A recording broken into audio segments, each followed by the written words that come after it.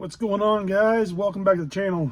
Hey, I'm Josh, and I'm just going to give you a little update on what we've been doing so far. In my last video, I was telling you that I was installing an autopilot and some other things, and so here's what I got going on so far.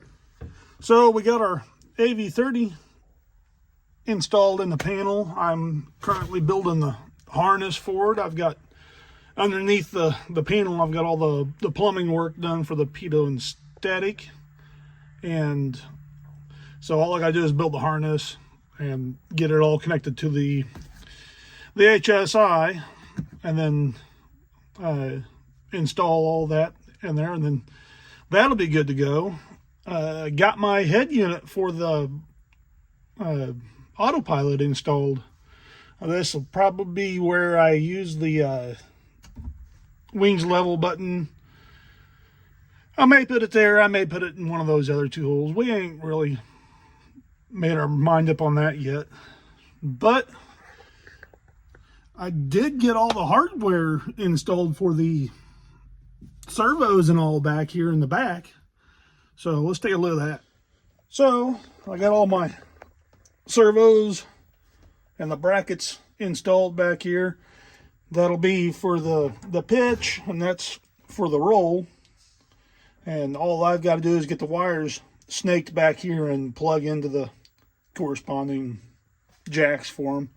But yeah, I got all that installed, and you can see I've got the torque seal all painted on all the bolts and all, so that should be good to go. So it's looking fairly decent so far. I kind of like the way it went together. The install went really good. I just took it one piece at a time and went through the book and followed the directions and put my initials next to every step that I did, so I knew that I had done that step. And it all went really, really good. The only complaint I really have about the whole install was in the packaging. They have part numbers on all the nuts, the washers and the bolts and all that, and which was great. But in the instructions, they list what the part name was. So then you had to go look at the part name and cross-reference it to the supplied material list and get the part number.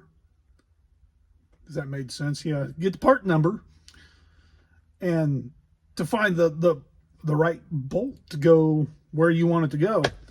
And they could have just simplified it and just said, here's the bolt that you want to use, the part number is this. And it would save the whole step of, having to go back to the parts list and cross-reference all that stuff. But with that being said, it all went good. Definitely need two people to install it, because you have one person underneath the plane along with somebody in the plane to hold the wrench or ratchets or whatever you use to hold the nut, and somebody tightening up from underneath. Everything went good though.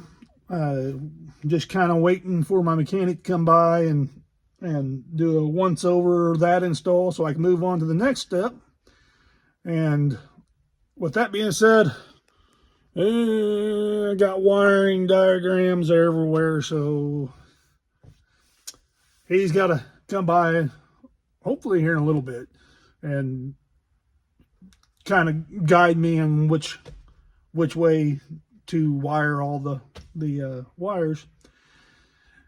Other than that, it's about as easy as an install as you could possibly get, I think.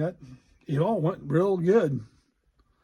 But I will keep you guys updated from time to time, so get out there and start doing some flying before the winter gets all set in here and it gets too cold to enjoy flying. So with that said, you guys have a good day.